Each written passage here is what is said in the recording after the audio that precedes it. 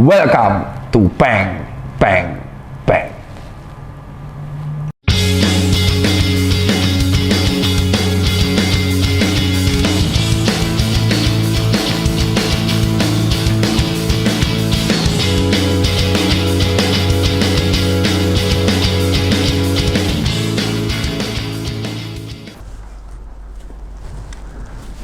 Wih, udah. Selamat datang di konten baru Tirta Praktek. Masih dengan saya Dr. Tirta alias Peng Peng. Dan sekarang saya lagi ada di sebuah kantor, ya iyalah. Jadi saya kan sudah tahu ya, buat teman-teman sekalian, saya izin lepas. Saya kan membuka layanan telemedicine itu gratis. Konsultasi itu gratis. Dan sebenarnya saya sudah membuka telemedicine gratis ini dari dulu. Sebelumnya saya mengucapkan terima kasih kepada Rumah Sakit Kartika Pulau Mas yang sudah membimbing saya dan menyupport beberapa obat-obatan. Terutama obat-obatan ini sebenarnya nggak gratis, cuman dalam beberapa baksos kayak saya pengobatan di beberapa masjid. Salah satunya masjidnya Ustadz Hani itu gratis karena disupport oleh Rumah Sakit Kartika Pulau Mas dan Dompet Duafa. Nah, dan saya itu banyak resep di sini. Jadi kenapa sih kok telemedicine saya itu gratis gitu? Telemedicine adalah pengobatan jarak jauh dikarenakan selama kondisi pandemi isoman, banyak pasien yang kesulitan saat isoman dan akhirnya meninggal dunia. Pada waktu isoman itu kan sebenarnya poin pentingnya adalah pengawasan oleh dokter sejak awal sehingga mereka tidak jatuh ke dalam fase kritis. Tapi faktanya banyak orang yang ketika isoman itu akhirnya tidak terkontrol dikarenakan mereka kurang biaya atau mereka takut swab atau PCR-nya sangat lama. Sehingga yang itu membuat saya tergerak dan kawan-kawan untuk membuat telemedicine secara gratis. Dan sebenarnya tidak hanya saya, ada aplikasi Tanya Nakes, bisa dicek www.Tanya Nakes, ada www.wargabatuwarga.com, ada juga aplikasi-aplikasi telemedicine yang lain. Dan untuk konsultasi ini sebenarnya sudah saya buat dari tahun lalu, cuman karena kondisi pada waktu bulan Juli saat itu kematiannya sangat tinggi, jadi saya akhirnya membuat telemedicine ini. Dan ternyata banyak curhatan-curhatan pasien yang luar biasa membuat kita, atau saya pribadi geleng-geleng ya. Kenapa kok sampai geleng-geleng? Karena saya akhirnya tahu di beberapa daerah ada yang vaksinasinya itu tidak berlangsung lancar. Dan oleh karena itulah saya memutuskan untuk membuka konten di YouTube ini namanya Tirta Praktek. Jadi kita akan membahas pertanyaan-pertanyaan yang dibahas oleh netizen. Jadi buat kalian semua yang nggak ada duit buat berobat dan ingin menanyakan penyakit, saya akan jawab sebisa saya sesuai kompetensi saya dokter umum. Kalau nggak tahu, saya akan tanyakan dengan konsulen-konsulen atau senior-senior saya dan saya bisa kasih kontaknya. Beberapa saya nggak bisa balas semua chat sekaligus ya, karena saya kapasitasnya yang membahas total 1.400 chat per hari. Itu kalau saya kondisi fit. Kalau saya kondisi kecapean, biasanya cuma 600 atau 700 chat per hari. Otomatis ada chat yang tidak terbalas, sehingga banyak bertanya di Instagram. Dan jujur ini adalah sebuah statement disclaimer buat kawan-kawan sekalian. Kenapa sih akhirnya saya memakai jas putih lagi untuk berbicara? Jas putih ini adalah jas dokter yang meraihnya itu sangat sulit. Ya, ini harus kuliah 3,5 tahun dulu, teori, 2 tahun koas sekarang, saya dulu 1,5 tahun. Dan untuk meraihnya juga harus dengan usaha yang keras dan harus isip. Ketika kita sudah memakai jas dokter ini, kita itu disumpah, dan sumpah kita itu adalah melayani pasien tanpa golongan. Dan dari awal ketika saya mengeluarkan statement, itu banyak orang yang mengatakan saya membela pemerintah, atau saya anti pemerintah, saya mencela-mencela gitu. Dan asal kalian tahu, jas putih ini melambangkan saya tidak pernah dikontrak oleh siapapun. Dan saya tidak pernah membela golongan apapun. Ya, saya tidak pernah membela ataupun bersuara selama pandemi ini untuk membela siapapun. Tidak, sama sekali tidak. Yang saya bela adalah gimana caranya orang itu bisa sembuh dari COVID dan tidak terkena COVID ini, dan bisnis-bisnis teman-teman saya, include saya, bisa lancar lagi seperti semula. Itulah alasan saya untuk berbicara. Dan kenapa saya dianggap mencela-mencela? Karena sains itu dinamis.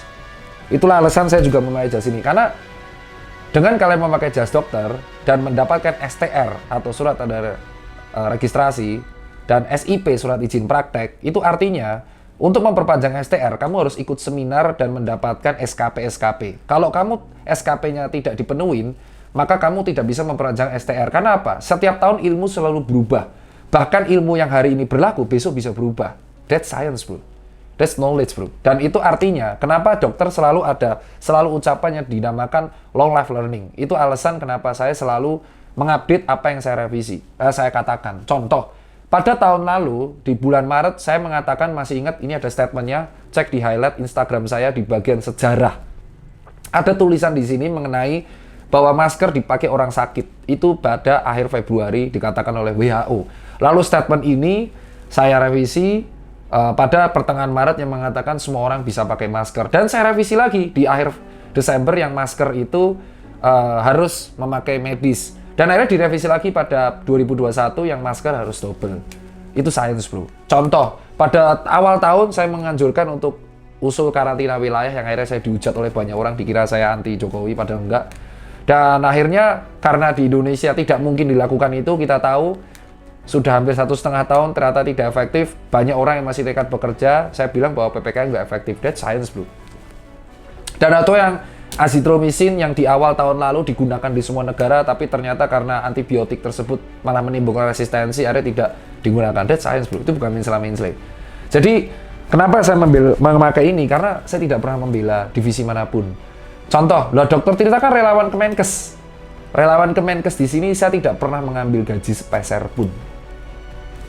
Selama ini bisa dicatat, bisa ditanyakan ke Kementerian Kesehatan ataupun BNPB, saya tidak pernah mengambil uang sepeser pun dari mereka, dan saya tidak pernah menerima gaji sedikit pun. Tapi teman-teman dokter ngambil insentif, ya karena mereka menggunakan itu sebagai mata pencarian. Saya enggak. Kenapa? Karena saya masih punya bisnis toko saya yang dimana saya bergantung pada bisnis saya tersebut. Ya kalian bisa Google lah. Dan asal teman-teman tahu, saya sudah memulai edukasi ini sejak tahun 2013 ketika saya menjadi relawan BPBD di Kulon Progo untuk edukasi tanah longsor, mitigasi tanah longsor di Kalibawang, Kulon Progo. Dan setelah itu saya ikut edukasi di Puskesmas Turi, Rumah Sakit UGM, dan ikut juga dalam edukasi bersama Kagama. Bisa ditanyakan ke Dekan FK UGM sekarang, Prof. Ova. Emang dari dulu kegiatan saya seperti itu. Organisasi saya pertama itu adalah Senat FK UGM tahun 2009. Saya sekali lagi tidak membela golongan manapun. Dokter itu harus berkata sesuai dengan realita dan sesuai dengan ilmu. Itu alasan kalau ilmunya sains berubah, ya kita berubah.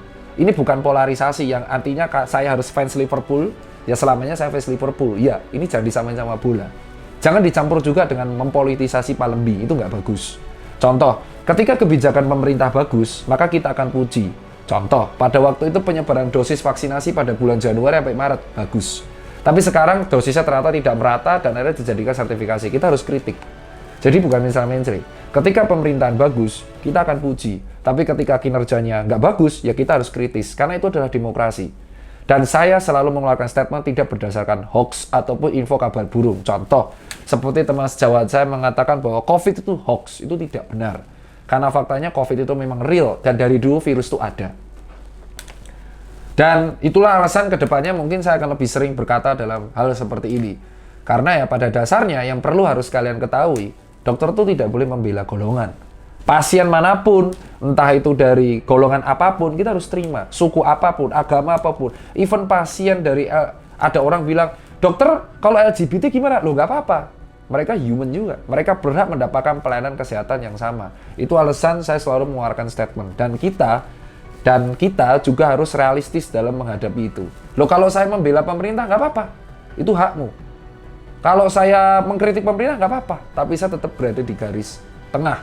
Gitu. Dan bisa ditanyakan, nggak pernah sepeser pun saya mengambil insentif, gaji atau apapun. Dan kalau kalian tahu, selama pandemi, total kerugian Susan Care Commune SLPKS adalah 6,4 miliar. Itu kerugian saya. Loh kok dokter bisa hidup? Makanya dari dulu, kalau kaya raya jangan foya-foya terus. Supaya kita tahu kalau kita kondisi nyaris bangkrut seperti ini, kita masih bisa hidup dari tabungan. Bisa dicek ke BCA, Mandiri, dan kawan-kawan, tabungan saya prioritas. Dan buat KPP Pratama, saya juga rajin bayar pajak. Ya, bisa dicek berapa penghasilan saya dokter, kosong, gratis. Dan pada kali ini pembukaan, karena kedepannya kita akan buat tanya jawab dengan pasien yang nggak bisa dijawab di WhatsApp. Dan saya nggak tahu sampai kapan membuat telemedicine gratis ini. Jujur ada beberapa hal yang harus kita garis bawahi. dalam kebijakan selama seminggu ini terhitung pada tanggal 10 Agustus 2021 ketika konten ini diambil. Pertama, saya secara pribadi tidak mewakili organisasi manapun kecewa dengan keputusan yang tidak memasukkan angka kematian sebagai indikator penanganan COVID. Dengan alasan karena data kematian ini lawas dan banyak daerah baru rapel sekarang. Sebenarnya to the point aja kalian kalau ngomong buat teman-teman rasanya. Kalian kan pengennya sebenarnya PPKM turun kan. Tapi ternyata angka kematian 1.400-an terus. Maka kalian nggak bisa nurunin kalau angka kematiannya segitu. Ya kan? Makanya kalian tidak memasukkan angka kematian ini sebagai indikator penanganan COVID lagi. Sehingga kalian nanti bisa melonggarkan kebijakan untuk golongan-golongan kalian. Itu yang meninggal bukan angka, bos. Itu yang meninggal adalah manusia, bos. Dan pasien saya semenjak telemedicine 17 tuh meninggal. Dan kalian nggak masukin indikator itu jujur membuat keluarga pasien yang konsul ke saya tuh kecewanya setengah mati. Ada satu pasien dari daerah Bukit Tinggi, ini capture-nya di Twitter. Ya, dia 7 hari 7 malam cuma nunggu ventilator. Dan habis di Bukit Tinggi. Tanya ke Padang habis. Dan akhirnya meninggal. Dan sebelum meninggal, orang tuanya titip pesan sama saya. Yang meninggal itu. Thank you, dok. Udah menemani sampai akhir. Dan meninggal. Anda tidak pernah membayangkan ketika satu dokter pasien itu meninggal satu. Bayangin 17. Dan itu meninggalnya rata-rata nggak dapat kamar. Dan Anda mengatakan tidak memasukkan indikator kematian dalam penanganan pandemi. Padahal Anda tahu di seluruh dunia itu memasukkan angka kematian sebagai indikator penanganan pandemi. Indikatornya adalah indikator kapan kita harus membuat kebijakan, kapan kita harus menyebarkan dosis vaksin, di daerah mana kita harus menyebarkan obat. Alasannya rapel. Coba bayangin kalau keluarga kalian yang meninggal dan nggak dianggap gitu.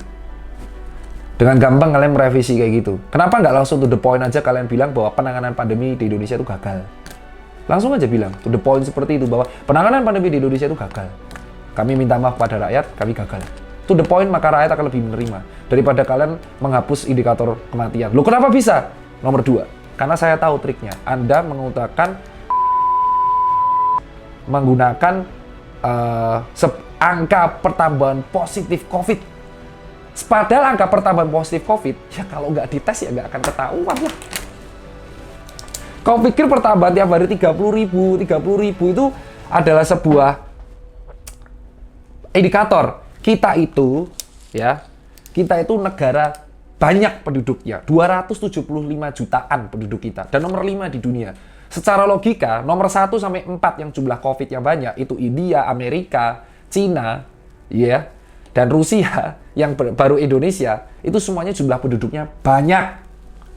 Jadi lo secara logika aja, logikanya yang kena COVID ya pasti banyak, tapi 80% itu ringan. Loh kenapa dokter Tirta tahu? Karena saya melayani telemedicine itu tiap hari 1.000 pasien rataan. Dan rata-rata mereka itu gejalanya probable COVID, tapi mereka nggak ada duit buat swab. Contoh di sini.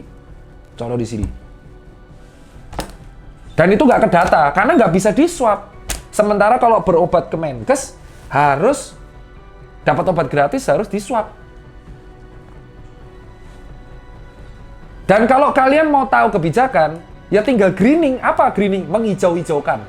Jadi kalau seperti itu, tinggal cek setiap H-1 pengumuman PPKM, perpanjangan atau enggak, selalu tesnya sedikit. Bisa dicek Jonathan di sini. Ya. Selalu jumlahnya. Mau tanggal berapa? 2 Agustus, 9 Agustus. Ya, sebelumnya yang terjadi selalu adalah setiap mau pengumuman PPKM, tesnya sedikit, ya positifnya turun lah. Penanganan di Jakarta tapi sukses, memang. Ya Jakarta, bro. Ibu kota negara. Ya, ibu kota provinsi. Fasilitas paling top. Kerjasamanya mantap. Ya pusat. Sekarang positivity rate 11%. Coba kamu geser ke Kabupaten Tangerang, Boyolali, Semarang, Yogyakarta, Jombang, Gresik, Sidoarjo, atau NTT. pasien saya dari NTT, Bukit Tinggi, Padang. Nggak mungkin semuanya disampaikan dengan Jakarta. Tracing di Jakarta bagus, tapi tracing di luar gimana? Kalau memang patokan angka kenaikan positif COVID sebagai indikator utama satu-satunya, berarti ya tinggal daerah tersebut nggak usah tes toh. Hijau kan? Gimana kalau misal nggak usah tes? Nggak usah tes berarti hijau, selesai. Padahal ternyata sebenarnya COVID-nya belum selesai. Ketiga, kebijakan PPKM itu setengah-setengah dari dulu. Entah update ilmu apa nggak tahu. Pak Presiden kita sudah mengatakan bahwa kita nggak mampu untuk PPKM. Tapi tetap dilanjutin level 4. Alasannya adalah COVID-nya belum terkontrol. Lah angka kematian aja udah nggak jadi indikator. Banyak masyarakat kita, kenapa sih PPKM nggak sukses? Karena banyak masyarakat kita itu masih bekerja harian. Kenapa sih dilakukan lockdown atau PPKM atau PSBB whatever lah, boncabil lah itulah. Level 1 sampai 4. Karena pada dasarnya untuk membatasi mobilisasi warga. Benar kan seperti itu? Supaya kalau mobilisasi warga itu terjadi, dicegah sehingga penularan dicegah dan akhirnya untuk mutasi bisa dicegah. Tapi yang terjadi adalah pemerintah tidak bisa menjamin orang-orang yang harian ini dapat makan. Sekalinya janji bansos dikorup. Pelaku korup bansosnya yang janjinya katanya dihukum mati, dijadiin cuma 11 tahun penjara. Ya tapi belum ACC. Terus sekarang dia minta dibebaskan untuk diberita. Dan kemarin beras yang dibantuin di Pandeglang keras, kayak terginang. Dan kita meminta orang untuk stay di rumah, tapi nggak dikasih makan. Beda di Jepang, Jepang stay di rumah dikasih makan. Kita nggak minta bandingin di Jepang, cuman kita minta realistis. Kalau memang nggak bisa PPKM, kenapa PPKM setengah-setengah? Kenapa kita tidak mengakui ke rakyat bahwa kita nggak ada duit, sudah diakui, ya udah nggak usah PPKM. Terima nasib aja, tapi uangnya digunakan untuk penguatan Vaskes. Karena poin yang kritikan berikutnya adalah Vaskes kita itu sangat tidak berimbang. Tahu dari mana? Anda bisa sita handphone saya yang nomor 0899, dibaca tuh semua pasiennya. Terserah, cek aja semua pasien tersebut. Ada, dan jelas mengatakan bahwa nggak imbang pelayanan pasiennya. Apakah Indonesia hanya Jakarta? Atau Indonesia hanya Jawa? Enggak kan? Bahwa kita sebagai dokter tuh melayani dari Sabang sampai Merauke. Dan kita harus mengetahui, Vaskes kita tuh nggak imbang. Jadi jangan kaget kalau misalkan nanti Jawa Bali kasusnya menurun, luar Jawa akan naik. Dan ketika kritikan berikutnya, dosis kita belum lengkap, belum nyebar, masih ada problem NIK, bisa di 1 NIK 2 orang yang garap. Terus ada sertifikat nggak keluar. Terus habis itu sekalinya ada antrinya berjubel. Ya kalau di Jakarta 94% sudah divaksin. Coba kamu geser ke tempat-tempat lain. Ada yang harus pakai surat domisili. Sementara kalau buat surat domisili harus pakai KTP. Gimana kalau KTP-nya hilang? Untuk buat KTP harus pakai surat vaksin. Ya enggak juga sih. Untuk buat KTP tinggal bawa KK. Untuk buat surat domisili dia harus bawa KTP. Nah, tapi KTP-nya hilang. Pakai KK. Kenapa sih kita tuh memperibet segala hal yang sebenarnya itu bisa diselesaikan dengan mudah? Ini kan tujuannya cuma vaksinasi. Ya udah, permudah syarat untuk vaksinasi. Sesimpel itu kan. Permudah syaratnya, sebarkan dosisnya dari tingkat puskesmas. Perkuat anggarannya di fasilitas kesehatan tingkat pertama, sehingga masyarakat vaksinnya di puskesmas. Edukasinya pakai posyandu, anggarannya dibuat posyandu. Lalu yang kena KIPI ngadunya ke puskesmas, kalau nggak bisa dirujuk ke rumah sakit umum daerah. Kan sudah jelas solusinya itu. Tapi yang dilakukan adalah kita buat kebijakan sertifikat vaksin untuk kemana-mana. Padahal dosisnya belum merata dari Sabang sampai Merauke. Anda silakan membuat kebijakan sertifikat vaksin. Tapi kalau dosisnya merata, masa kayak gini nggak bisa dipahamin? Itu sama halnya ketika Anda buat, oke, semua orang harus pakai sepatu hitam di sebuah sekolah. Tapi yang punya sepatu hitam itu cuma 25. Yang nggak pakai sepatu hitam nggak boleh masuk sekolah. Yang masuknya cuma 25 orang, bos. Jadi jangan salahin ketika ada bisnis sertifikat palsu. Bisnis sertifikat vaksin palsu. Lah kan ada Peduli Lindungi. Coba dicek, itu yang daftar Peduli Lindungi nggak keluar sertifikat berapa. Baru dikelirin hari ini kan Kemenkes. Pada hari ini Kemenkes akhirnya buat flyer yang nggak keluar sertifikat, daftarnya ke ....@pedulilindungi. Mengecewakan. Kalau Anda terus membuat kebijakan yang instan, dan another instan, ini nggak akan selesai. Asal kalian tahu ya, TBC itu masih berbahaya di Indonesia. Masih nomor 3 di dunia. Dan banyak pasien TBC yang nggak terurus selama COVID. Cancer juga banyak. Belum pasien DB, pasien tipes, dan banyak pasien-pasien lain yang selama COVID itu juga terhalangi penanganannya. Dan endingnya adalah, ini masih part 1, endingnya adalah, saya cuma meminta, tolong jangan membenturkan dokter dengan masyarakat. Sekarang semua masyarakat menyalahkan dokter. PPKM lanjut yang disalahin dokter. Sertifikat vaksin dilakukan di semua daerah yang disalahkan dokter. COVID gak selesai-selesai disalahkan dokter. Bahkan ketika ini dokter kok habis sih? Lah kau pikir yang meninggal tahun lalu itu berapa banyak? Kau pikir mencetak dokter itu butuh 6 tahun? Dokter habis salah, dokter banyak salah, dokter nuntut gaji salah. Untung saya nggak. Coba kalau saya ngambil gaji, dihujat kan? Ayo hujat apa? Dokter Tirta, digaji pemerintah, ngeritik pemerintah. Nah, saya nggak digaji. Endorse COVID loh, saya best influencer Tokopedia 2021 loh. Malah Tokopedia ngasih penghargaan ke saya. Makanya dagang sepatu biar kaya. Siap Pak Bos. Gaji dokter tuh belum bisa menuhin omset satu toko saya. Asal kalian tahu, ya. Jadi buat teman-teman tahu ya, ini nggak akan kelar pandeminya. Cuman malu-malu aja ngomong. Kenapa sih nggak ngomong? Gagal. Apa konotasi keberhasilannya? Apa konotasi keberhasilan dalam penanganan pandemi? Kenapa tidak ada satupun yang berani berbicara bahwa ini gagal? Loh kok dokter Tirta hoax?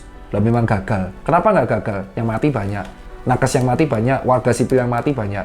Warga yang kelaparan banyak. Walaupun katanya kita ada ekonomi naik 7%. Tapi faktanya yang mati di bawah karena kelaparan juga banyak. Yang nggak dapat dosis juga banyak. Bansos dikorup. Ya kan? Swab PCR juga masih mahal. Ada pos PCR di Kabupaten Tangerang masih 5 hari. PCR di Boyolali masih 2 minggu. Apa konotasi keberhasilan? Kalau memang kalian menganggap pandemi di Indonesia berhasil, ya udah. Tapi negara lain juga gagal kok. Ya tapi kematiannya nggak sebaik Indonesia bos. Tapi negara lain juga gagal kok. Tapi ekonominya nggak sehancur Indonesia bos. Tapi negara lain juga gagal kok. Tapi penegakan hoaxnya lebih tegas daripada Indonesia bos. Tapi negara lain juga gagal kok. Jepang ngadain Olimpiade Tokyo. Kita Liga 1 aja nggak jelas mulainya kapan. Hah? Katanya 20 Agustus, mundur 27. Liga 1 mungkin terjadi ketika Arsenal juara UCL. IPL udah nggak mungkin. Jadi apa? Negara kita berhasil kok sertifikat vaksin palsu di mana-mana. Negara kita berhasil kok swab palsu di mana-mana. PCR masih banyak yang mahal banget. Apa konotasi keberhasilan? Angka kesembuhan ya jelas banyak, karena 80% penyakit COVID itu gejala ringan dan bisa sembuh asal ditangani dari awal. Jadi kalau yang kena 270 juta orang, 80%-nya itu sembuh. Ya jelas tinggi kan angka kesembuhannya. Kita cuma butuh kepastian. Jangan pernah membenturkan dokter dengan rakyat. Kita tidak membela golongan. Dan buat para teman-teman netizen, ya itulah, saya tidak pernah membela golongan. Dan itu aja, karena saya harus lanjut untuk menangani pasien telemedicine yang lain, dan masih banyak nih yang kadang datang, adakan perawatan, ya kan, rawat luka dan kawan, ya begitulah. Dan saya jujur sudah mengurangi aktivitas untuk berdebat dengan teman-teman konspirasi atau pembela kaum anti vaksin dan anti science. I don't. Saya nggak peduli. Kalian mau percaya anti vaksin nggak percaya COVID ada, terserah. Saya sudah mencapai fase saya lebih happy di Jogja dan lebih baik ketemu ngurus pasien jarak jauh atau sekolah lagi, karena saya sadar saya bodoh, saya masih sekolah. Kata orang-orang kan dokter bodoh, ya udah saya sekolah lagi. Udah IP-nya kumlot 3,8 masih katain bodoh. Ya udah saya belajar lagi biar besok IP saya 4. Terus yang kedua adalah saya udah nggak peduli lagi kalian mau ngomong apa soal hoax COVID. Karena tanpa kalian ngomong pun memang penanganan di Indonesia COVID-nya tuh carut marut. Tidak lagi pencitraan. Nggak ada lagi yang bisa dibanggain untuk penanganan COVID. Kelak Ketika pandemi selesai dari Indonesia, saya sarankan saya akan memaafkan semua pejabat yang ngomongnya asal dan serampangan, tapi saya nggak akan pernah lupain. Dan mungkin nanti setelah video ini rilis, akan banyak orang ngekat dan hujat bahwa Dr. Tirta cebong atau kadun, saya juga nggak peduli. Terserah. Atau mau WA saya, lo orang WA saya udah tersebar, nih WA saya nih. Coba cek, WA Dr. Tirta, itu nomor 1 di Google. Lebih tinggi daripada Tirta Sedot.WC dan Tirta Medical Center. Ada. Kau cek aja WA Tirta, itu nomor 1 orang. Isinya konsultasi pasien semua. Kesehatan itu adalah hak segala rakyat. Equality, equality health. Dari Sabang sampai Merauke harusnya memiliki kesehatan yang sama. Ketika ada satu warga negaranya tidak mendapatkan pelayanan kesehatan yang merata dan sama dengan yang lain, artinya negara itu belum sejahtera. Sekian pada konten Tirta Praktek pembuka, dan semangat buat Indonesia, dan semangat buat warga Indonesia. Semoga aja kalian tidak terus di PHP seperti ini. That's it.